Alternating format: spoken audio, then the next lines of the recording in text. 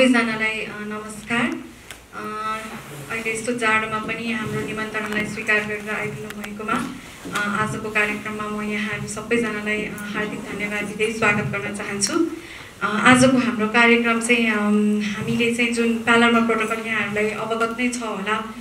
पालरमा प्रोटोकलको राटिफिकेसन भइसकेपछि चाहिँ हाम्रो नेपाली कानुनहरूमा जुन संशोधनहरू जुन परिमार्जनहरू आवश्यक छ त्यस विषयमा चाहिँ के आवश्यक छ भन्ने बारेमा चाहिँ आज यहाँहरूलाई जानकारी गराउनको लागि चाहिँ हामीले यो छलफल कार्यक्रम आयोजना गरेका हौँ।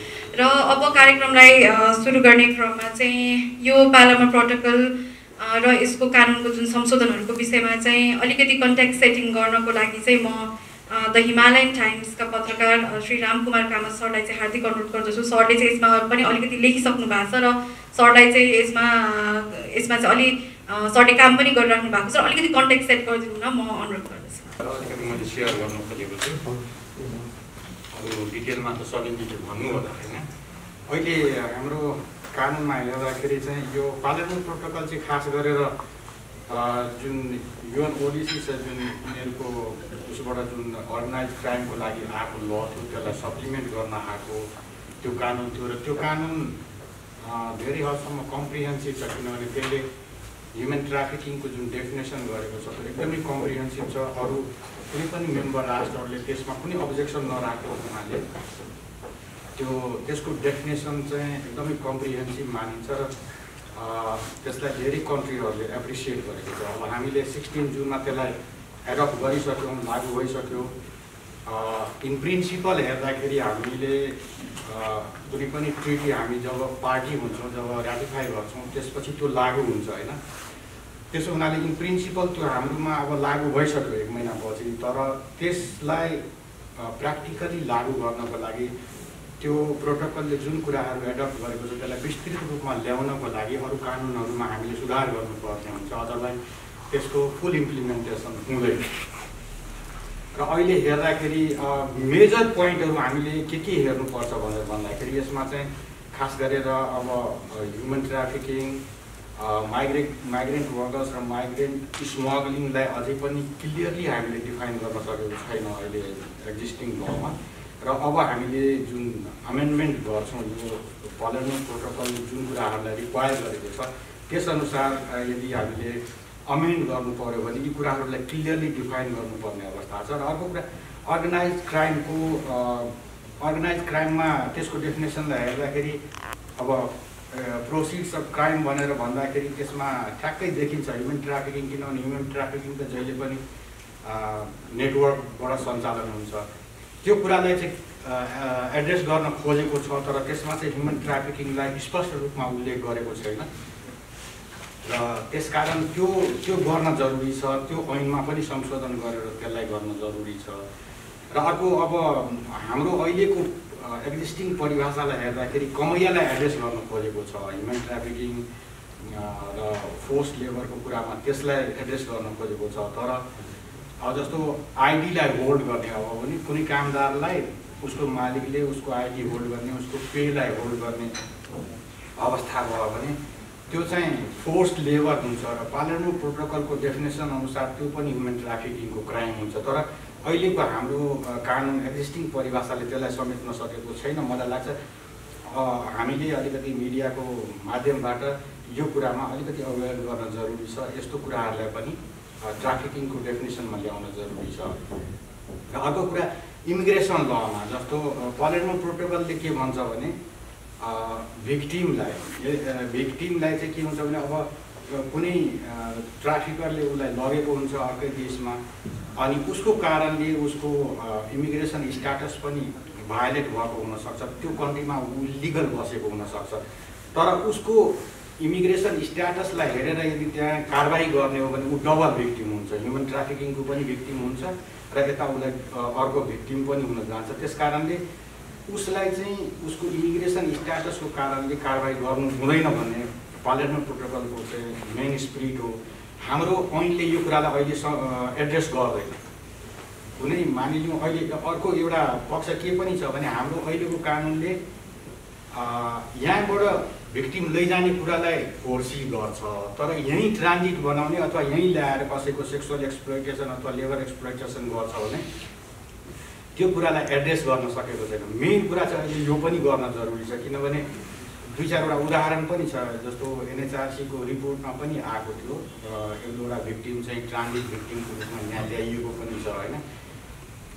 जहिले पनि अपराधीले नयाँ तरिकाले उसले अपराध गर्न खोज्छ, त्यसो हुनाले भोलि हामी पनि ट्रान्जिट अथवा डेस्टिनेसन कन्ट्री हुन सक्छौँ। त्यसो हुनाले यसलाई पनि सम्बोधन गर्न जरुरी छ। र अर्को कुरा, यदि यहाँ आएर कुनै भिक्टिमले नेपालको इमिग्रेसन ललाई भायोलेट गरेको छ भने त्यो भिक्टिमलाई चाहिँ त्यसमा भायोलेट गरेको कुरामा चाहिँ उसलाई पनिस गर्न भएन, उसलाई चाहिँ रिप्याट्रिएसन गर्ने पार्लियामेन्ट प्रोटोकलको स्पिरिट अनुसार चाहिँ रिप्याट्रिएट गर्न जरुरी हुन्छ। यो कुरामा पनि कानुनमा संशोधन गर्न जरुरी छ। र अर्को, यो पार्लियामेन्ट प्रोटोकलले के भन्छ भने मेम्बर स्टेट्सले ट्राफिकिङको रुट कजलाई एड्रेस गर्नको लागि अवेरनेस क्रिएट गर्न पनि जरुरी हुन्छ। यो अहिलेको कानुनमा हाम्रो यो खासै यसमा केही पनि व्यवस्था देखिँदैन। यसको लागि अब किनभने हामी त 3 tiers गभर्मेन्टमा गइसक्यौँ होइन, सेन्टर, प्रोभिन्स अनि लोकल, धेरै कुराहरू के हुन्छ फेरि अरू टियरको गभर्मेन्टको रेस्पोन्सिबिलिटी पर्न सक्छ होइन। त्यसको लागि चाहिँ हामीले चाहिँ कानुनमा संशोधन गर्न जरुरी छ। कुन तहको सरकारले के गर्ने होइन, कसरी इफेक्टिभली अवेरनेस क्रिएट गर्ने भन्ने कुरा चाहिँ त्यसको लागि पनि हामीले मिडियाबाट सम्बन्धित स्टेक होल्डरलाई चाहिँ जानकारी गराउनु जरुरी छ। र अर्को कुरा, क्षतिपूर्तिको कुरा, जस्तो अहिलेको एक्जिस्टिङ जुन ह्युमन ट्राफिकिङ ल छ त्यसमा क्षतिपूर्तिको पर्याप्त व्यवस्था छैन। वैदेशिक रोजगार अन्तर्गत करिब 6-7 लाख कि कति पाउँछ होइन, वैदेशिक रोजगारमा चाहिँ डबल पाउँछ जति इन्भेस्ट भएको छ, जति डबल पाउँछ होइन। अनि त्यसले गर्दाखेरि के हुन्छ भने अहिले प्रायःजसो धेरैजसो हेर्दाखेरि केसमा के देखिन्छ भने कोही प्रायःजसो चाहिँ वैदेशिक रोजगारको नाममै हुन्छ होइन, वुमेन ट्राफिकिङ, तर उनीहरूको पैसा फसेको हुन्छ। अनि यहाँ आउँदाखेरि ह्युमन ट्राफिकिङ एक्ट अन्तर्गत गऱ्यो भने उसलाई धेरै सजाय चाहिँ धेरै हुनसक्छ होइन, जेल सजाय पनि हुनसक्छ, तर मान्छेको पैसा फसेको हुन्छ। अनि कति मान्छेले चाहिँ वैदेशिक रोजगार ऐन अन्तर्गत पनि उसलाई कारवाही गर्न चाहन्छ, किनभने उसलाई क्षतिपूर्तिको पनि क्षतिपूर्ति पाइन्छ भन्ने हुन्छ। अनि यता गर्दाखेरि चाहिँ अब पैसा कहिले आउँछ त्यो पनि थाहा छैन। त्यसो हुनाले तर त्यसो गऱ्यो भने के समस्या चाहिँ के हुन्छ भने जति ह्युमन ट्राफिकिङको क्राइम गरेपछि उसले सजाय त पाउँदैन, किनभने मैले अस्ति एउटा रिपोर्ट पनि हेर्दाखेरि धेरै मान्छेहरूको जुन गुनासो हुन्छ नि human trafficking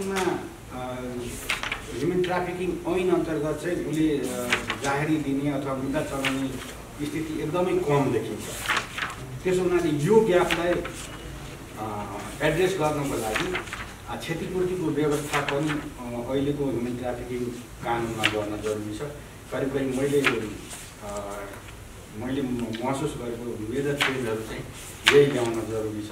thank you very much. र रोशनाजीले भन्नुभयो जस्तो हामीले यसलाई अनुमोदन त गऱ्यौँ, तर अनुमोदन मात्रै किन भन्दाखेरि नेपाल के को लागि चाहिँ एकदम फेमस छ भन्दाखेरि ह्युमन राइट ट्रिटीहरू चाहिँ एकदम अनुमोदन गर्नलाई फेमस होइन, तर कार्यान्वयनमा चाहिँ अलिकति पछि पर्ने गरेको उदाहरण भएको हुनाले चाहिँ कार्यान्वयनलाई कसरी त्यसलाई अगाडि बढाउन सकिन्छ भन्ने बारेमा सिरिज अफ हामीले छलफल गरिरहेका छौँ। 6वटा जति यसमा छलफल गरिसक्यौँ र आज चाहिँ हजुरहरूसँग मिडिया पर्सनसँग हामी चाहिँ छलफल गर्न गइरहेको छौँ।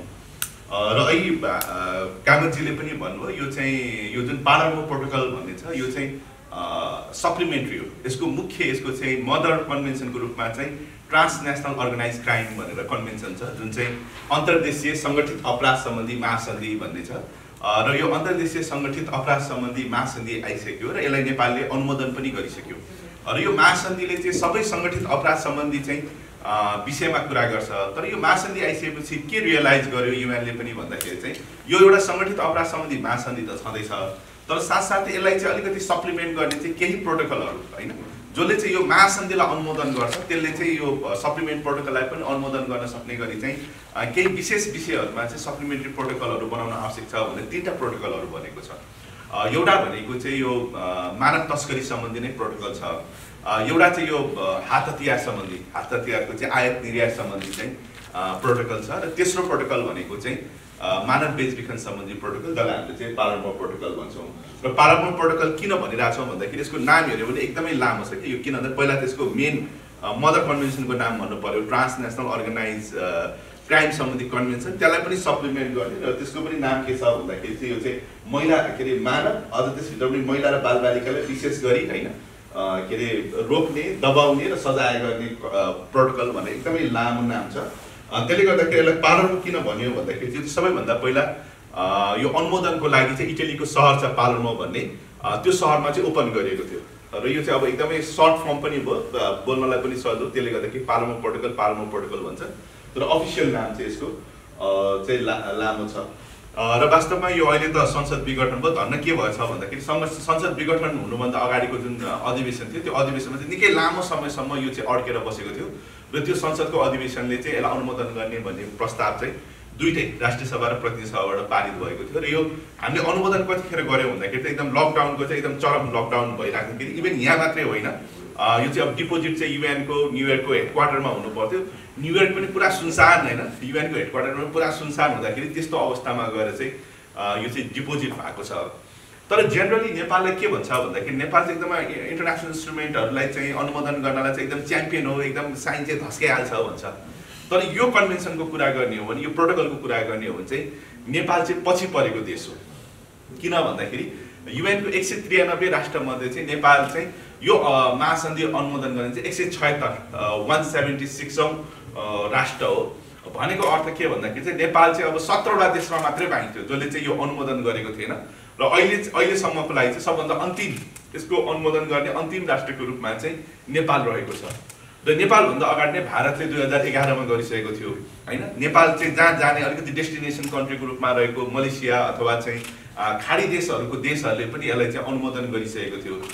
तर नेपाल चाहिँ अलिकति ढिलो, अलिकति कसियस भएर अलिकति ढिलो भएको छ र त्यसको यो अनुमोदन गर्दा गर्दै पनि यो महासन्धिमा चाहिँ रिजर्भेसन राखेर अनुमोदन गरेको छ।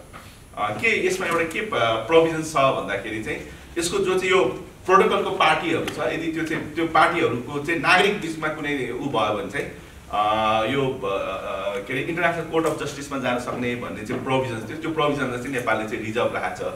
र यो महासन्धिको यो प्रोटोकलको कुरा गर्दाखेरि चाहिँ नेपाल अलिक बढी नै धेरै चाहिँ कन्सियस भएको देखिन्छ, जबकि यो चाहिँ नेपाललाई चाहिँ फाइदा हुने, हामीले सामान्य रूपमा हेर्दाखेरि नेपाललाई फाइदा हुने देखिन्छ। किन नेपाललाई फाइदा हुन्छ भन्दाखेरि चाहिँ हुन त अपवादको रूपमा अरू देशबाट नेपाल पनि आउँछन् होइन, त्यो त एकदमै अपवाद हो। तर बेसी के छ भन्दाखेरि नेपाली नागरिकहरू चाहिँ विदेशमा गएर होइन बेचिएको अवस्थाहरू चाहिँ बढी छ। र यसले के गर्छ भन्दाखेरि चाहिँ मानव बेचबिखनमा परेको व्यक्तिहरूलाई चाहिँ इलिगल माइग्रेन्टको रूपमा होइन, इलिगल माइग्रेन्टको रूपमा चाहिँ ट्रिट गर्नु हुँदैन भनेर त्यसको प्रोटेक्सन गरेको छ। र त्यो प्रोटेक्सनले के हुन्थ्यो भन्दाखेरि चाहिँ नेपालले राटिफाई गर्यो भने चाहिँ त्यो प्रोटेक्सनहरू नेपाल चाहिँ गएको छ, नेपालमा चाहिँ अब कसैले चाहिँ अब नक्कली पासपोर्ट बनाइदिएको छ, नक्कली भिसा बनाइदिएको छ वा भिजिट भिसामा गएको छ, र त्यहाँ गएर चाहिँ एउटा ट्राफिकिङ पनि हुने, अर्को त्यो देशमा चाहिँ इलिगल माइग्रेन्टको रूपमा चाहिँ कारबाही पनि हुन सक्ने जुन जोखिम थियो, त्यो जोखिमबाट बस्नलाई चाहिँ यो प्रोटोकल चाहिँ एकदम उपयोगी हुन सक्थ्यो होइन। तर नेपालले हामीले ढिलो गऱ्यौँ। र अर्को भनेको चाहिँ अहिले जुन रिजर्भेसन राखेको छ त्यो रिजर्भेसन पनि के भन्दाखेरि धेरै नेपालीहरू चाहिँ विदेशमा चाहिँ त्यो राइटको इन्स्योरेन्सको लागि चाहिँ नेपालले त्यो इस्यु उठाउन सक्ने कुरो हुनसक्थ्यो होला। तर त्यसमा अलिकति नेपाल चाहिँ कन्फिडेन्स नभएर रिजर्भेसन राखेको छ। तर रिजर्भेसन राखे पनि के भन्दाखेरि मोटामोटी रूपमा एउटा राम्रो कुरा चाहिँ के हो भन्दाखेरि चाहिँ नेपालले यसलाई अनुमोदन गरेको छ। र अनुमोदन गरिसकेपछि त्यसका चाहिँ यसले मुख्य 3टा कुराहरूलाई चाहिँ यसले चाहिँ लिएको छ। मानव बेचबिखनलाई रोकथाम गर्ने उपायहरू अपनाउनु पर्छ भन्ने कुरा यसले लिएर आएको छ। अर्को चाहिँ यो जो चाहिँ बेचबिखनमा परेको व्यक्तिहरूको चाहिँ अधिकार सुनिश्चित गर्नुपर्छ र उनीहरूलाई सशक्त गर्नुपर्छ होइन भन्ने कुराहरू लिएर आएको छ।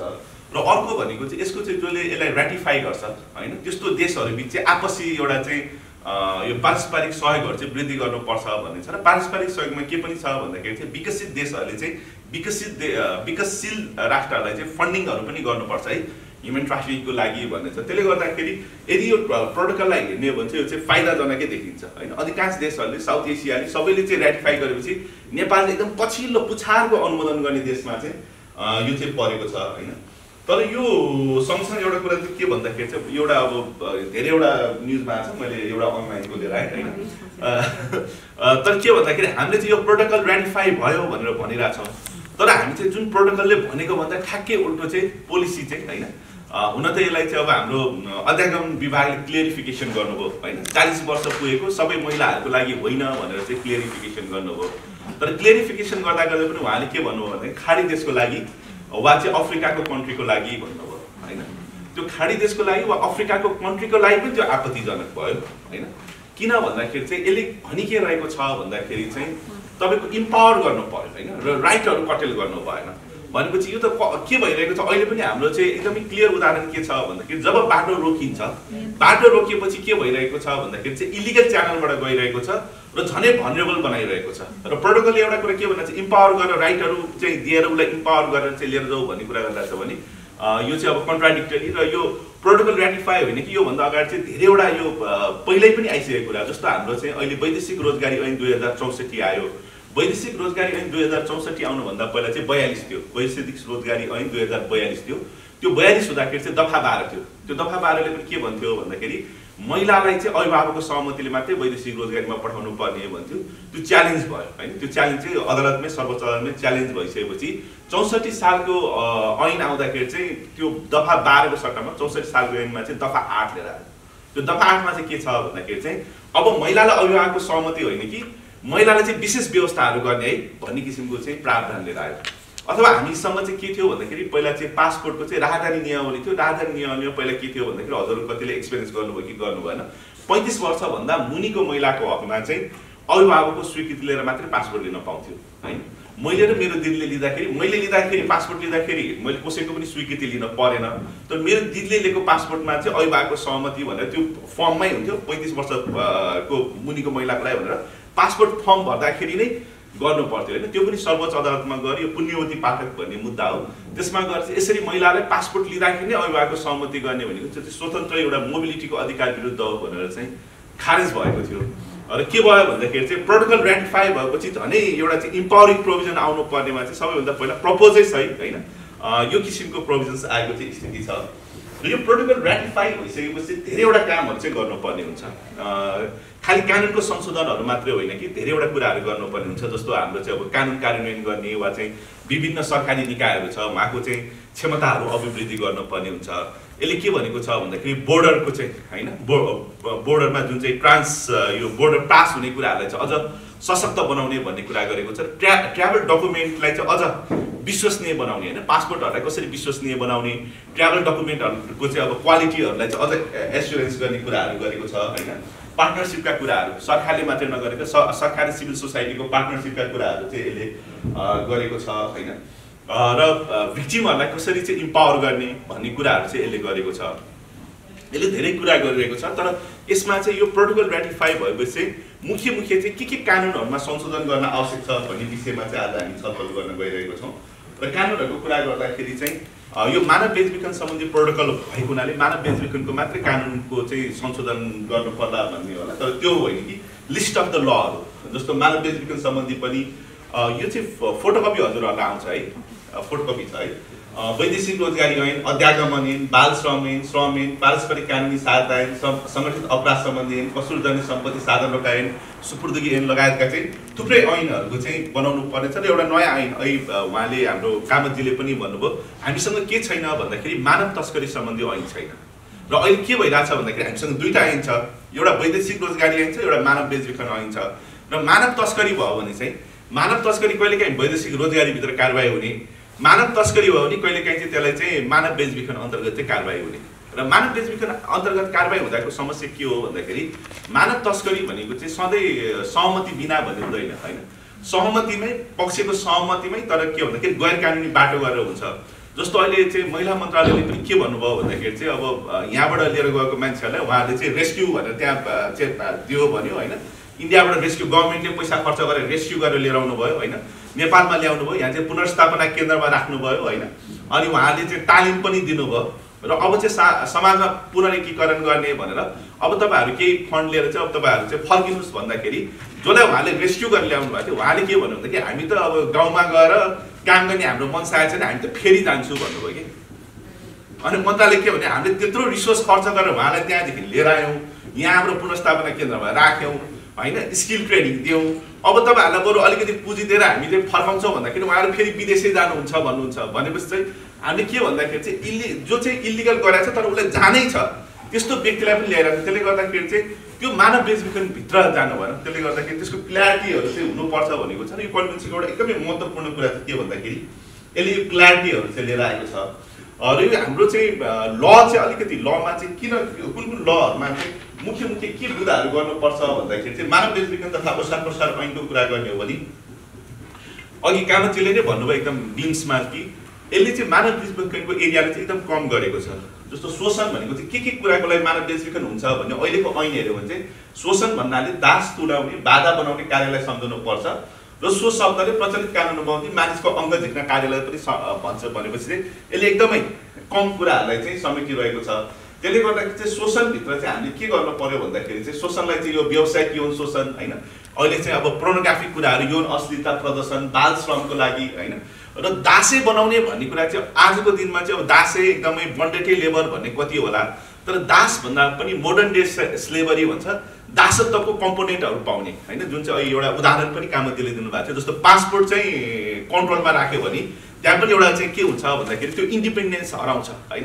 त्यसले गर्दाखेरि चाहिँ त्यो दासत्वको चाहिँ तत्त्वहरू पाइने कुरा छ भने त्यो कुरालाई पनि दिनु पर्यो भनेर चाहिँ अलिकति ब्रोड गर्नुपर्ने भन्ने कुरा चाहिँ छ।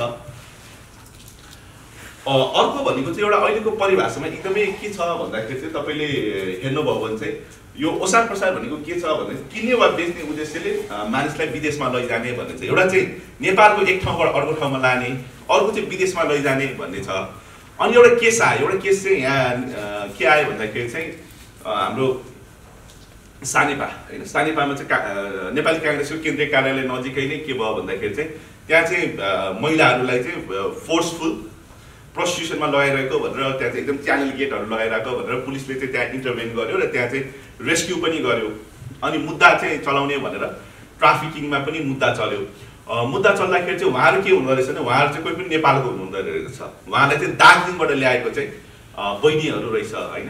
र मुद्दा चलिसकेपछि चाहिँ जब मुद्दा चल्यो यो डिफेन्स लयरले के भन्नुभयो भन्दाखेरि अब दार्जिलिङ भनेको त नेपाल होइन होइन र यहाँ के भनेको छ भन्दाखेरि नेपालको एक ठाउँबाट अर्को ठाउँमा लग्यो भने वा नेपालबाट चाहिँ विदेश लग्यो भने भन्ने छ। तर विदेशबाट नेपाल ल्यायो भने चाहिँ ट्राफिकिङ हुन्छ भन्ने चाहिँ हाम्रो परिभाषामा छैन। र डिफेन्स लले के उठाउनु भयो भन्दाखेरि यो त विदेशबाट दार्जिलिङबाट नेपाल आएको त कसरी ट्राफिकिङ हुन्छ र श्रीमान यो त हुँदै होइन भनेर उठाउनु भयो। यो ललितपुर जिल्ला अदालतमा मुद्दा चलेको थियो र ललितपुर जिल्ला अदालतले के निर्णय गर्यो भन्दाखेरि चाहिँ यो त विदेशबाट नेपाल ल्याएको रहेछ हाम्रो डेफिनेसनमा त्यो रहेनछ त्यसले गर्दाखेरि चाहिँ सफाइ पाउँछ भनेर विदेशबाट नेपाल ल्याएको हुनाले सफाइ भन्यो। त्यसले गर्दाखेरि चाहिँ अहिले के भन्दाखेरि अब हामी त प्रोटोकलको पनि भइसकेको हुनाले खालि नेपाली भिक्टिम भयो भने चाहिँ हामी गर्ने तर विदेशी महिलालाई ल्याने यहाँ बेचबिखन हुन्छ भने त्यो हाम्रो मतलब छैन त्यसलाई सफाइ दिने भन्नु भएन। र अहिले के पनि अहिले पछिल्लो ट्रेन्ड के छ भन्दाखेरि चाहिँ जस्तो बङ्गलादेशबाट नेपाल लिएर आएर नेपालबाट चाहिँ चीनमा लिएर जाने कुराहरू पनि छ होइन। र डाइमेन्सनहरू चाहिँ अब एकदमै बदलिरहेको छ। त्यसले गर्दाखेरि बाटोको देश वा चाहिँ नेपाल गन्तव्य देश छ भने पनि हाम्रो डेफिनेसनमा त्यो कुराहरू चाहिँ आउनु पर्यो भन्ने कुराहरू चाहिँ हो। अहिले पनि एउटा कुरा चाहिँ के भन्दाखेरि भिक्टिमको गोपनीयताको अधिकारको कुरा गर्दाखेरि नि जस्तो इन्डियामा चाहिँ निर्भयाको केस भयो होइन। हामीले चाहिँ कतिलाई थाहा छ निर्भयाको चाहिँ रियल नेम के थियो भनेर कतिजनाले निर्भयाको चाहिँ अनुहार उहाँको चाहिँ वास्तविक फोटो देख्नु भएको थियो होइन। तर नेपालमा चाहिँ 13 वर्षको चाहिँ हाम्रो निर्मला पन्तको चाहिँ होइन निर्मला पन्तको अथवा भागीरथी भट्टको भनेको के अरे मृत्यु भएपछि गोपनीयताको अधिकार जान्छ होइन। अब अलिकति यो चाहिँ छलफल गर्नुपर्ने विषय पनि हो जस्तो लाग्छ। र कतिसम्म भन्दाखेरि चाहिँ भागीरथी भट्ट र निर्मला पन्तको नाम पनि क्लियर छ अनुहार फोटोहरू पनि छ्यापछ्याप्ती छन् होइन। त्यति मात्रै होइन उसको आमाको बुवाको घरको बारीको खेतको गाईको भैँसीको शुद्ध चाहिँ फोटोहरू चाहिँ पुरा छ्यापछ्याप्ती कस्तो कस्तो छ भनेर होइन कोठा कोठा कस्तो छ भनेर हेर्न पाउने गरी गएको छ। त्यसले गर्दाखेरि त्यो गोपनीयताको अधिकारलाई कसरी हेर्ने होइन नेपालमा चाहिँ एकदमै छलफल गर्नुपर्ने विषय चाहिँ यो चाहिँ भइसकेको छ। जबकि प्रष्ट रूपमा यो गोपनीय हुन्छ भन्ने व्यवस्था चाहिँ छ होइन। र मानव बेचबिखनको कुरा गर्दा पनि हाम्रो चाहिँ अपराध पीडित संरक्षण ऐन पनि छ जसमा चाहिँ जबरजस्ती गर्नेको प्लस यो उसको के अरे मानव बेचबिखनको केसहरू चाहिँ गोपनीयता हुन्छ भनेर छ। यसमा के भन्नु खोजेको भन्दाखेरि चाहिँ जस्तो अहिले चाहिँ रेपकै केसहरूको कुरा गर्ने हो भने पनि अहिले चाहिँ इन्सेस्टहरू हारनाता गर्ने बेसी भइरहेको छ। मानव बेचबिखनमा पनि परिवारको सदस्यले गरिरहेको छ। र पीडितको मात्रै गोपनीयता होइन कि यदि पीडकको परिचय खुल्दाखेरि पनि पीडितको परिचय खुल्न जान्छ होइन बाउ हो भनेर भन्दाखेरि छोरीको परिचय चाहिँ सामुखुसी क भन्दा पनि खुल्छ भने पीडकको परिचय पनि गोप्य राख्नुपर्छ भन्ने कुराहरू पनि ल्याउनु पर्यो भन्ने कुरा चाहिँ हो। त्यस्तै गरेर मुख्य मात्र मैले भन्न खोजेँ। र अर्को एउटा चाहिँ यसमा हाम्रो अहिलेको मानव बेन्जिफिकन ऐनमा के छ भन्दाखेरि चाहिँ उद्धार गर्ने भन्ने अधिकार छ। अहिले चाहिँ दफा 12 पढ्यो भने उद्धार सम्बन्धी कार्य भनेर कुनै पनि नेपाली नागरिक विदेशमा बेचिएको रहेछ भने निजको उद्धार गर्ने व्यवस्था नेपाल सरकारले गर्नेछ भन्ने व्यवस्था छ।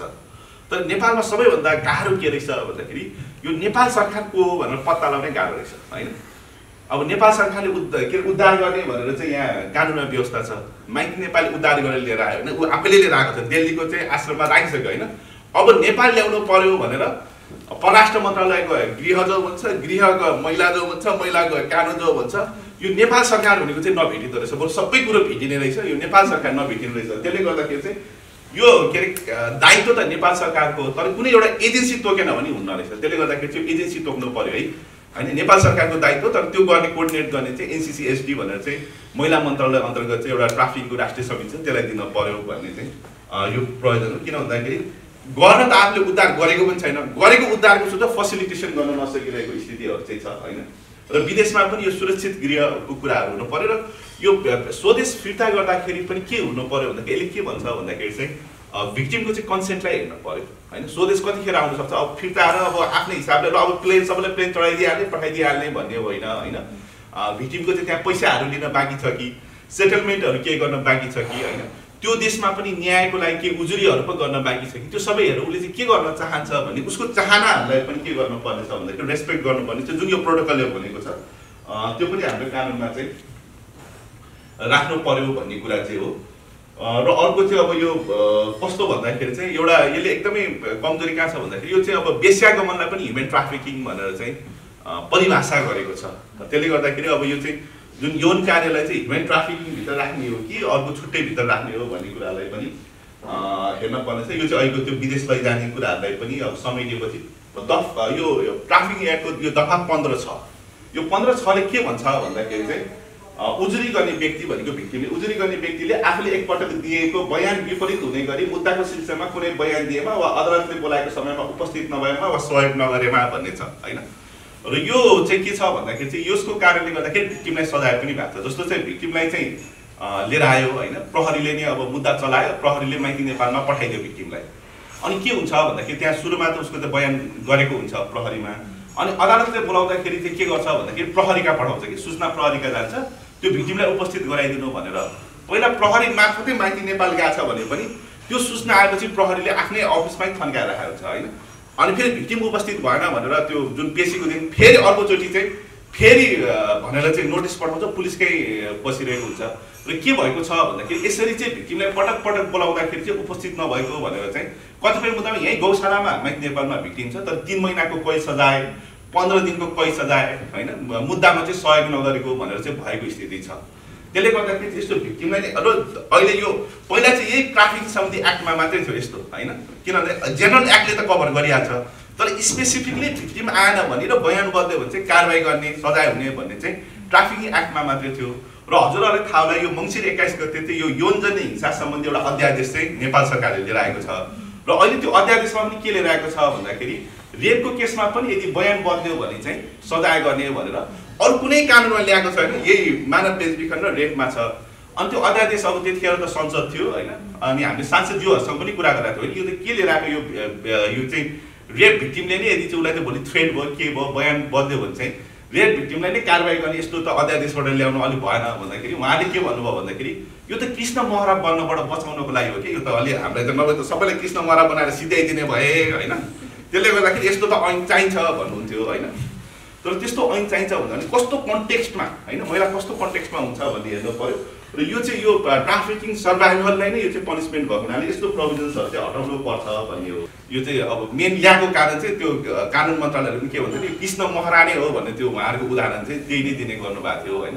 कतिजनाले चाहिँ होइन यो रेपमा चाहिँ एकदम ब्ल्याकमेल गर्ने फसाउने भएको हुनाले यस्तो प्रोभिजन चाहिन्छ पनि भनिराख्नु भएको थियो। अब त्यो के हुन्छ त्यतिखेरै थाहा होला। तर त्यस्तो प्रोभिजन्सहरूले के गरिरहेको छ भन्दाखेरि कसरी भिक्टिमाइज गरिरहेको छ भन्ने कुरा हो कि जस्तो म तपाईँलाई एउटा खालि कन्टेक्स्टको मात्र एउटा सुनसरीमा गएको थिएँ होइन, एउटा ठ्याक्कै त्यही दिनै रेप केसको रहेछ कि सुनसरीको चाहिँ तपाईँको यो दक्षिण साइडमा गइसकेपछि डाका भन्दैछ, गुन्डाहरूलाई पनि डाका भन्छ जस्तो लाग्यो। अनि एकजना श्रीमान र श्रीमती त्यो राति सुत्न लागेको 6 जना चाहिँ केटाहरू आएर श्रीमानलाई चाहिँ कुटपिट गरेर बाँधेर चाहिँ श्रीमतीलाई चाहिँ रेप गर्यो होइन। रेप गरेपछि के भन्दाखेरि सी इज अनकन्सियस, उहाँ चाहिँ 3 दिनसम्म त अनकन्सियस हस्पिटलाइज भयो। भोलि बिहान आएर छिमेकीहरूले उहाँको उद्धार गर्यो, अनकन्सियस भयो। अनि त्यो 6 जनाको विरुद्धमा चाहिँ किटानी जाहेरी पर्यो होइन। किटानी 6 जना यो हो भनेर समात्यो पनि। तर त्यसपछिको सिन 2 के हो भन्दाखेरि हाम्रो सोसल कन्टेक्स्ट के हो भन्दाखेरि जो 6 जना चाहिँ परेको थियो उसको कोही विवाहित थियो, कसको बाबुआमा थियो होइन। त्यो 6 जना जो चाहिँ थुनामा परेको थियो नि उसको परिवारको सदस्य चाहिँ विभिन्न ठाउँमा गएर मेरो छोरा मेरो लोग्ने चाहिँ एकदम ऊ निर्दोष छ, उसलाई चाहिँ बचाइ पाऊँ भनेर चाहिँ उनीहरू चाहिँ हार गुहार गर्नलाई विभिन्न ठाउँमा गए होइन। र जो महिलालाई चाहिँ बलात्कृत भएको थियो त्यो महिलालाई चाहिँ के गर्यो भन्दाखेरि उसको श्रीमानले परित्याग गर्यो।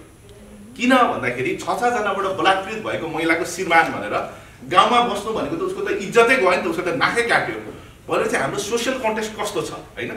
अनि यहाँसम्म थियो ठिकै थियो। त्यसपछि के भयो भन्दाखेरि चाहिँ तपाईँको बयान गर्न जानुपर्ने भयो, श्रीमानले पनि छोड्यो। अब विभिन्न दबाब भयो होला, प्रभाव भयो होला, के भयो होला। बयान गर्ने बेलामा महिलाले चाहिँ अदालतमा चाहिँ जिल्ला अदालतमा के भनेर बयान गर्यो भन्दाखेरि मलाई चाहिँ रेप भएको होइन र म अनकन्सियस हुँदाखेरि नै त्यो किटानी जाहेरी पर्यो। अनि के भन्दाखेरि चाहिँ अब रातको समय थियो, अँध्यारो थियो, मलाई सामूहिक बलात्कार भएको। तर त्यो जाहेरीमा किटान भएका व्यक्तिहरूले नै गरेको हो कि अन्य कोहीले गरेको म एकै ठहर भन्न सक्दिनँ भनेर चाहिँ उसले के गर्यो भन्दाखेरि चाहिँ बयान गर्यो। र त्यो बयान गरेको आधारमा के गर्यो भन्दाखेरि चाहिँ 6 जनालाई नै सफाइ दियो। केटाहरू चाहिँ अब महिलाले नै अब एकै ठहर गर्न सक्दैन भनेपछि के गर्ने भनेर। तर महिलाको हकमा के गर्यो भन्दाखेरि यो केसमा पनि 1 महिना कैद र 10,000 रुपियाँ जरिवाना, किन भन्दा झुट्टा बोल्यो भनेर चाहिँ जरिवाना गर्यो। र यो मुद्दा चाहिँ यो यसपछि चाहिँ तपाईँको विराटनगरमा चाहिँ पुनरावेदनमा गएर विराटनगरले के गर्यो भन्दाखेरि महिलाको हकमा सजाय गर्ने हकसम्म चाहिँ सफाइ दियो। सफाइ दिएको केटाहरूले सफाइ दिएको सफाइ नै भयो, उसको हकमा चाहिँ केटीको हकमा चाहिँ सफाइ दियो भनेपछि यस्तो किसिमको किन हामीले सोसियल कन्टेक्स्ट हेर्नु पर्यो नि यो प्रोभिजन आउँदाखेरि। तर अब अहिलेसम्म छ, अब अध्यादेश कायमै छ होइन, त्यो प्रोभिजन्स छ र त्यो प्रोभिजन्स अनुसारले कसैलाई पनि कारबाही हुने स्थितिहरू पनि छ भनेपछि भोलि चाहिँ महिलालाई नै जो चाहिँ म रेप भएँ भनेर जाने महिलालाई नै कारबाही हुन सक्ने स्थिति छ। जस्तो पहिला के हुन्थ्यो भने एउटा प्रोभिजन थियो कि त्यो हामीले नै च्यालेन्ज गरेर खारेज भयो। पहिला के थियो भन्दाखेरि चाहिँ रेप चाहिँ एउटा रेपको जेनरल प्रोभिजन्स थियो मुलुक ऐनमा। अनि जबरजस्ती गर्नेको 7 नम्बरमा चाहिँ के भन्थ्यो भन्दाखेरि बेस्या महिलालाई बलात्कार गर्यो भने चाहिँ 1 वर्षसम्म कैद वा 1,000 रुपियाँसम्म थुनामा भन्थ्यो होइन। र त्यसले गर्दाखेरि के भयो भन्दाखेरि चाहिँ तपाईँको त त्यो रेपको केसमा पनि के प्ली लिने भन्दाखेरि यो चाहिँ यो महिला नै खराब चरित्रको हो भन्ने प्ली लिने चलन पनि थियो। र एउटा कास्की जिल्ला अदालतले एउटा महिलाले जागिर खोज्न गएको होइन, 2टा केटा सर्टर जस्तो रहेछ, सर्टर तानेर 2जना केटाले रेप गर्यो। महिलाले मलाई रेप गर्यो भनेर जाँदाखेरि कास्की जिल्ला अदालतले के डिसिजन गर्यो भन्दाखेरि यो महिलाकै चरित्र खराब भएको र यो महिला नै बेस्या भएको हुनाले 1 वर्ष कैद भनेर चाहिँ फैसलै आयो त्यतिखेर जतिखेर यो चाहिँ प्रावधान हानेका थियो। भनेपछि त्यो महिलाले न्याय पायो कि के पायो होइन। रेपमा त ठहर त भयो तर त्यसले त झन् महिलाको क्यारेक्टर त सिध्याइदियो नि त। भनेपछि त्यो किसिमको चाहिँ त्यो यस्तो किसिमको प्रोभिजन्सहरू भयो भने भोलि झनै यही कुराहरू चाहिँ बेसी उठ्न सक्ने सम्भावनाहरू हुन्छ कि झन् महिलालाई चाहिँ उल्टो चाहिँ अब त रेपको चाहिँ के अरे मुद्दा लिएर जान पनि डराउनु पर्ने स्थिति हुन्छ। त्यसले गर्दाखेरि यस्तो किसिमको प्रोभिजन्स राख्नु भएन। यो ट्राफिकिङ एक्टमा पनि त्यो प्रोभिजन्स छ, त्यो राख्नु भएन भने कतिपय स्थितिमा तपाईँहरूले अदालतको बहसमा कतिको फलो गर्न आउनुहुन्छ होइन। अदालतको बहसमा चाहिँ केसम्म चाहिँ डिफेन्स लले केसम्म बहस गर्छ भन्दाखेरि यो त क्षतिपूर्ति पहिला त अझ अंश भने आधा अंश पाइन्थ्यो होइन। अझ के भन्दैन यो त अंशको लागि गरेको, यो त मेरो चाहिँ पक्ष एकदम धनी छ। अझ किनभने 4-4 जनाले केटाले किन गरेको भने 4-4 जना केटाबाट आधा अंश पाइन्छ भनेर चाहिँ गरेको हो भन्ने जस्तो पनि डिफेन्सबाट बहस हुन्छ होइन। तपाईँको बयान गराउँदाखेरि रेपको केसमा कस्तो क्वेसन्सहरू डिफेन्स लयरले सोध्छ भन्दाखेरि तपाईँलाई चाहिँ मजा आएको थियो कि थिएन, तपाईँले सन्तुष्टि पाउनु भयो कि भएन जस्तो। त्यसले गर्दाखेरि के भन्दाखेरि चाहिँ जहाँ एउटा चाहिँ चार्ज लागिरहेको छ त्यहाँ डिफेन्स पनि हुन्छ कि। अब डिफेन्स नहो भन्न त भएन, तर डिफेन्सको डिसेन्सी चाहिँ हुँदैन होइन। त्यसले गर्दाखेरि अलिक इन्टिमेट गर्ने त्यस्तो किसिमको होइन र काउन्टर एट्याक गरेर चाहिँ स्केप गर्ने चाहिँ यो प्रविधि चाहिँ छ। जस्तो सिद्धबाबुकै केसमा भन्नु त्यसको पूर्णपाठमा चाहिँ अब महिलाले नै भक्तले समर्पित गरेको भनेर चाहिँ त्यस्तो पनि भन्नु मिल्छ। समर्पित गरे पनि नगरे पनि गर्न त पाइएन नि होइन। त्यो अब तर त्यसको आफ्नै कोर्टले भन्ला, तर त्यो कोर्टको भनेको त कुरा होइन। सफाइ भइसकेर त्यो सफाइलाई जस्टिफाई गर्ने चाहिँ ठुल्ठुला होइन मान्छेहरूले इन्टरभ्यू दिइरहेछ कि। ठुल्ठुला मान्छेले इन्टरभ्यू दिएर त्यसलाई जस्टिफाई गर्ने, त्यसलाई चाहिँ त्यसको चाहिँ कारण भन्ने पनि गरिरहेछ होइन। त्यसले गर्दाखेरि अब केटी मान्छे यसै पनि कति भिक्टिम हुन्छ, त्यही माथि झनै त्यो लले पनि त्यसमा पनि अब त्यो डिसिजन मेकिङमा भएको पुरुषहरूले पनि अब त्यो उसको पर्सपेक्टिभ चाहिँ हेर्दै हेर्दैन जस्तो देखिएको थियो सर सुनसरीको घटनामा पनि, अब अहिले देखिएको सिद्ध भएकोमा पनि। नै फेरि त कस्तो भने जस्तो हामीले सोसल कन्टेन्ट हेर्नु भन्छ नि, कोर्टमा त कसरी सोसल कन्टेन्ट देखाउने, इभन लयरले डिफेन्ड गर्दाखेरि भन्यो तर त्यसमा पनि लयरले चाहिँ कतिको उसले चाहिँ भनौँ न त्यो कुरालाई बुझाउन सक्ने भन्नेमा त लयरमा पनि डिपेन्ड रहन्छ। र कुरा सोसल कन्टेन्ट छ, लयरमा पनि डिपेन्ड हुन्छ। र अर्को कुरा के हो भन्दाखेरि यस्तो मुद्दाहरूमा सरकारी वकिल हुन्छ होइन, सरकारी वकिलले कति चाहिँ पीडितको पक्षबाट कति बोल्नुहुन्छ भन्ने कुरा हो। र अर्को चाहिँ च्यालेन्ज कहाँ छ भन्दाखेरि पीडितले आफ्नो छुट्टै लयर राख्न पाउने भन्ने छ कि राखेका पनि हुन्छ, त्यो सबै मुद्दामा त हुन्छ, तर राखेको मुद्दामा पनि पीडितको लयर भनेको चाहिँ त्यो पूजाको पुरोहित हुन्छ नि त्यस्तै किसिमको हुन्छ। किन भन्दाखेरि अभियोग पत्र के लागिरहेछ, त्यो कागजहरू के राखेको छ फाइलमा भनेर पीडितको लयरलाई थाहै हुन्न। पीडितको लयर त कतिखेर जानुपर्छ भन्दाखेरि 25औँ दिनमा चाहिँ अभियोग पत्र दर्ता हुन्छ। अभियोग पत्र दर्ता हुनको लागि आज मुद्दा दर्ता हुँदैछ भनेपछि ल मुद्दा दर्ता हुँदैछ भनेर दौडेर जाने होइन। अनि त्यसपछि सरकारी वकिलले उठेर बहस गर्न थाल्छन्, अनि त्यो उसले के पोइन्टहरू भन्यो, कुन दफा लगाएको रहेछ भनेर सरसर्ती टिप्यो। अनि त्यसपछि त्यो आधारमा चाहिँ उठेर चाहिँ आफ्नो त्यो किनभने तयारी गरेर आउनै पाउँदैन। कहिलेकाहीँ एकदम सरकारी वकिलले चाहिँ तपाईँको होइन एकदम दया देखाइदियो भने यसो ल हेर्नुहोस् न त फाइल अलिकति हेर्नुहोस् भनेर छेउमा यसो अब चिनेको पनि छ भनेर यसो सरसर्ती फर्फर्ती पढ्न पायो। तर पीडितको वकिल राख्ने व्यवस्था पनि कति प्रभावकारी छ भनेर पनि हेर्न पर्यो कि। भनेको चाहिँ के छ भन्दाखेरि चाहिँ यो जस्तो मानव बेचबिखनलाई पनि के भनेको छ भन्दाखेरि ऐनमा चाहिँ होइन, यस ऐनमा पनि कसैको अदालतमा मुद्दा दर्ता गरेको बखतमा चाहिँ सरकारी वकिलले नैतिक पतनदेखि नै फौजदारी कसुर हो भनेर दाबी लिन सक्ने भन्छ। मानव बेचबिखन जस्तो कुरो पनि होइन, त्यो त स्वतः नैतिक पतनदेखि नै फौजदारी अभियोग भन्नु पर्यो नि। अब सरकारी वकिलले दाबी लिन सक्ने भनेको छ र मुद्दा दर्ता गर्दाखेरि सरकारी वकिलले यो दाबी लिने गरेको छैन होइन। त्यसले गर्दाखेरि त्यो चाहिँ एब्सोल्युट हुनु पर्यो, यस ऐन अन्तर्गतको कसुर चाहिँ नैतिक पतनदेखि नै कसुर मान्नु पर्यो। त्यो दाबी लियो भने भइदिने, दाबी नलिँदैकै कारण नभइदिने त्यस्तो स्थिति हुनु भएन भन्ने कुराहरू हो। त्यस्तै गरेर अब अहिले चाहिँ यो फेडरलमा गएको हुनाले अब प्रदेश र स्थानीय तहको पनि रोलहरू चाहिँ राख्नुपर्छ भन्ने कुराहरू चाहिँ छ होइन, र उनीहरूको काम कर्तव्य अधिकार पनि गर्नुपर्छ भन्ने कुराहरू हो होइन। र यस्तो प्रावधानहरू चाहिँ हामीले एकदम फेलियर देखाएको थियौँ। जस्तो यसमा एउटा के भन्छ भनेदेखि सुरक्षाको व्यवस्था गर्नुपर्ने भनेको छ, र प्रहरीसँग चाहिँ होइन यदि ट्राफिकिङ यो त अर्गनाइज क्राइम पनि हो, यदि कुनै किसिमको त्यस्तो थ्रेटहरू छ भने चाहिँ निवेदन दियो भने सुरक्षाको व्यवस्था गर्नुपर्ने प्रहरीले भनेछ, तर त्यो व्यवस्था गर्दैन होइन। निवेदन दिएको केसमा पनि व्यवस्था गर्दैन। कतिसम्म स्थिति छ भन्दाखेरि कतिपय केसहरूमा त प्रहरीले समातेर ल्याइदिनुहोस् न तपाईँले अनि हामी गर्छौँ, अथवा त्यहाँसम्म जानलाई पेट्रोल भरिदिनुहोस् न भन्ने जस्तो स्थितिहरू पनि छ होइन। त्यसले गर्दाखेरि त्यसरी डाइरेक्टली पुलिसका जानुभन्दा बरु त्यस्तो सुरक्षाको स्थिति छ भने अदालतमा जाने, र अदालतबाट आदेश लिएर बरु अदालतको आदेश भन्दा पुलिसलाई अलिकति प्रेसर पनि हुन्छ, भएन भने अवेलनामा मुद्दा चलाउन चाहिँ मिल्छ। त्यसले गर्दाखेरि डाइरेक्ट पुलिसमा निवेदन दिने भन्दा पनि अदालत मार्फत सुरक्षाको लागि चाहिँ आदेश गराउन सकिन्छ कि भन्ने हो। यो बन्द इजलासमा र लगातार कारबाही हुनु पर्यो भन्ने कुरा हो होइन, र सरकारवादी मुद्दाहरू त राख्नु पर्यो भन्ने कुरा हो। र अरू ऐनहरूको चाहिँ छोटो छ, जस्तो अब यो प्रोटोकलले के भन्छ भन्दाखेरि चाहिँ 18 वर्ष भन्ने मुनिकोलाई चाहिँ काम गराउन पाइँदैन भन्छ। तर हामीसँग चाहिँ ऐनै के छ भन्दाखेरि चाहिँ बाल श्रम निषेध होइन, रेस्ट्रिक्ट पनि भन्छ, तर रेगुलराइज भन्ने नियमित ऐन पनि छ होइन। मान्छेले यसको ट्रान्सलेसन सुन्यो भने विदेशीहरू छक्क पर्छ होला। र यो ऐन पनि के छ भन्दाखेरि वास्तवमा यो ऐनको मेन यसले चाहिँ बाल श्रमलाई रोक्न भन्दा पनि 14 वर्षभन्दाका माथिका बालबालिकालाई कसरी काममा लगाउने भनेर नै यो ऐन आएको छ। यसले चाहिँ बालबालिकालाई काममा लगाउँदाखेरि कोसँग अनुमति लिनुपर्ने, के मेजरमेन्ट लिने जस्तो व्यवस्थाहरू छ। अब यो ऐनै खारेज गर भन्दाखेरि पनि फेरि झनै बालमा फेरि वेलफेयर सिस्टम पनि छैन स्टेटको, तर एटलिस्ट नाम चाहिँ चेन्ज गरेर यो नियमित भन्ने नाम त अति नै भयो, नियन्त्रणसम्म राख होइन। किनभने एकदम हामीले त त्यो बाल श्रमलाई प्रमोट गर्ने त होइन नि भनेर त्यति मात्रै यसमा चाहिँ छोएको छौँ। किनभने अरू फेरि 14 वर्ष 18 वर्षभन्दा मुनिकोलाई काम गर्न नदेऊ भन्यो भने फेरि अर्को भयावह स्थिति आउला कि भनेर पनि अहिलेको लागि चाहिँ त्यसमा छोएको छैन होइन। र श्रम ऐनको पनि त्यही हो। श्रम ऐनको पनि के छ भन्दाखेरि चाहिँ श्रम ऐनमा पनि यो चाहिँ ट्राफिकिङ जुन चाहिँ यो चाहिँ मोडर्न डे स्लेभरीको कम्पोनेन्टहरूलाई चाहिँ राखिरहेको छ, यसलाई चाहिँ ट्राफिकिङ एक्टसँग चाहिँ टाइअप गर्नु पर्यो। मोडर्न डे स्लेभरी टाइपको चाहिँ श्रम ऐनमा खालि श्रम ऐन अन्तर्गतको कारबाही गरेर मात्रै पुग्दैन भन्ने कुरा राख्नु खोजेको हो। वैदेशिक रोजगारीको कुरा गर्दाखेरि चाहिँ अब यो ऐनै के छ भन्दाखेरि यसको प्रस्तावनाबाट हेऱ्यो भने चाहिँ यसले चाहिँ वैदेशिक रोजगारलाई प्रमोट गर्ने भनेछ, तर वैदेशिक रोजगार कामदारका अधिकारहरू होइन लाई चाहिँ यसले त्यति धेरै बोलेको छैन। र र कामदारको चाहिँ डेफिनेसन पनि कम्प्रिहेन्सिभ डेफिनेसन गर्नु पर्यो। श्रम मन्त्रालयले घरिघरि के गर्नु खोज्छ भन्दाखेरि चाहिँ कामदारको डेफिनेसनमा चाहिँ हामी डकुमेन्टेड हाम्रो श्रम स्वीकृति लिएर गएको कामदारको मात्रै जिम्मा लिन्छौँ, अर्को लिन्न भन्ने किसिमको उहाँहरूको चाहिँ अप्रोच छ। तर नेपाली नागरिक भइसकेपछि होइन डकुमेन्टेड अनडकुमेन्टेड सरकारले जिम्मा त लिदिनु पर्यो, श्रम स्वीकृति नलिएको जिम्मा लिएर हामी सक्दैनौँ भनेर भएन होइन। कसरी इम्पावर गर्ने, त्यसले गर्दाखेरि कामदारको सूचीमा चाहिँ सबैलाई समेट्नु पर्यो भन्ने एउटा डेफिनेसनलाई चाहिँ ब्रोड बनाउनु पर्यो भन्ने हो। अर्को चाहिँ यो राजधानीहरू चाहिँ जुन कब्जा गर्ने कुराहरू छ त्यसलाई अलिकति चाहिँ रेगुलराइज गर्नु पर्यो भन्ने व्यवस्था चाहिँ छ होइन। र घरेलु कामदार सम्बन्धी चाहिँ नेपालको चाहिँ कानुनमा व्यवस्था छ, गाइडलाइन चाहिँ कानुनमा ल्याउनु पर्यो भन्ने हो।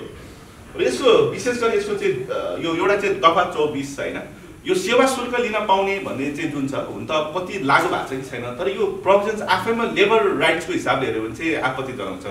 कुनै पनि कामदारले जागिर पाउनको लागि चाहिँ त्यो त जो संस्थालाई जागिर परेको छ त्यो त संस्थाले पो तिर्नु पर्छ। कामदारले आफूलाई जागिर पाइदेऊ भनेर चाहिँ पैसा तिरेर जागिर खाने भनेको त त्यो त लेबर राइट्सको त मिलेन होइन।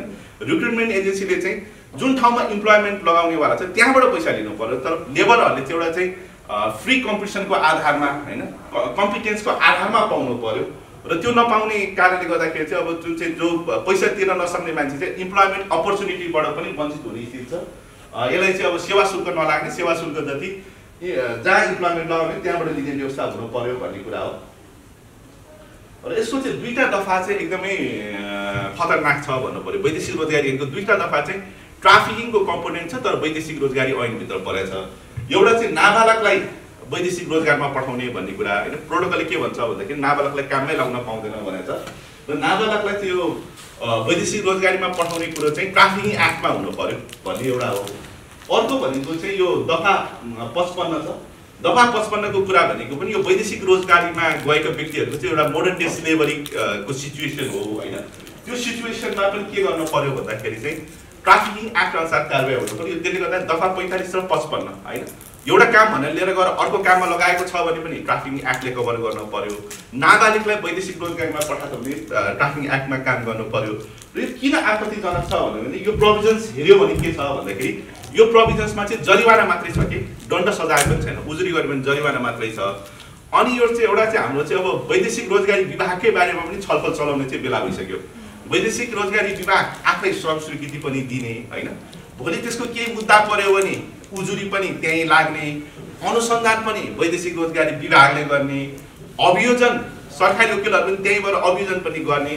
र केही मुद्दाहरू चाहिँ यदि दण्ड सजाय हुने मुद्दा छ नि वैदेशिक रोजगारी न्यायाधिकरण जान्छ, नभए अरू मुद्दाहरू चाहिँ डिसिजन पनि वैदेशिक रोजगारी विभागले नै गर्ने भनेपछि उसैले श्रम स्वीकृति दिने, उसैका उजुरी लाग्ने, उसैले अनुसन्धान गर्ने, उसैले अभियोजन गर्ने, अनि निर्णय पनि उसैले गर्ने भनेपछि त्यो कसरी त्यो हुन्छ।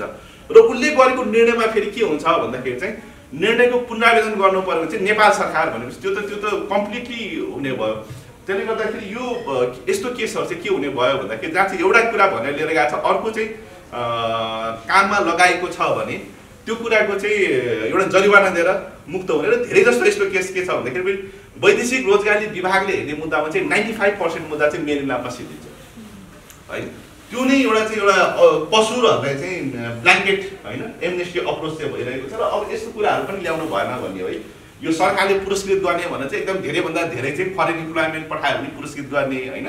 अनि के छ वैदेशिक रोजगार प्रवर्धन बोर्ड यस्तो यस्तो कुराहरूलाई चाहिँ अब हामीले चाहिँ स्वदेशी रोजगारीलाई प्रमोट गर्नु पर्यो होइन, वैदेशिक रोजगार गर्नु पर्यो। र अर्को चाहिँ एकदमै अहिले यो कोभिडको बेलामा विवाद भएको चाहिँ के भन्दाखेरि जुन चाहिँ यो वैदेशिक रोजगार सम्बन्धी कल्याण कोष छ होइन, कल्याण कोषमा चाहिँ हाम्रो धेरै त्यहाँबाट रेस्क्यु चाहिँ कसलाई चाहिएको थियो भन्दाखेरि अनडकुमेन्टेडलाई चाहिएको थियो।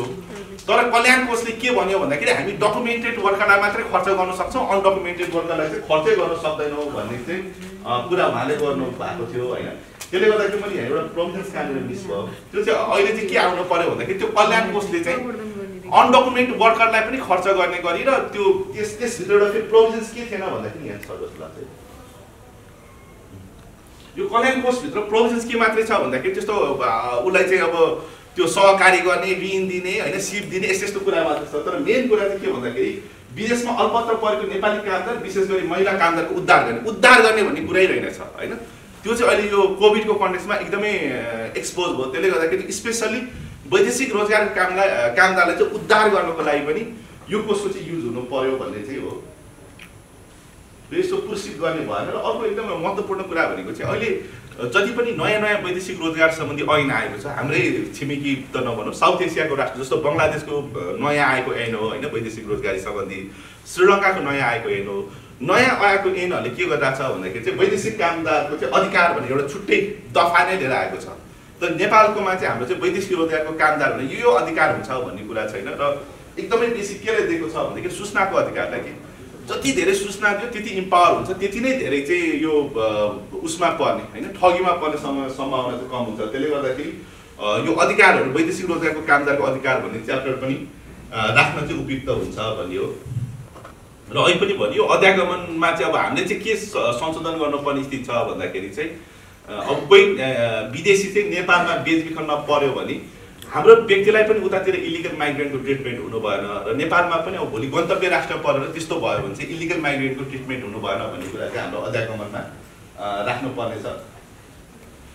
र सुपुर्दुगीको कुरा गर्दाखेरि चाहिँ सुपुर्दुगी अहिले के भन्छ भन्दाखेरि चाहिँ 3 वर्षभन्दा माथि सजाय हुने होइन लाई मात्रै सुपुर्दुगी सन्धिमा चाहिँ कभर गर्ने भन्ने कुरा गरेको छ। र मानव बेचबिखनको कुरा गर्दाखेरि चाहिँ यो 3 वर्षभन्दा कम पनि सजाय हुन सक्ने भएको हुनाले मानव बेचबिखन पनि सही भन्ने कुरा चाहिँ यसमा सुपुर्दुगी ऐनमा चाहिँ थप्नु पर्यो भन्ने हो।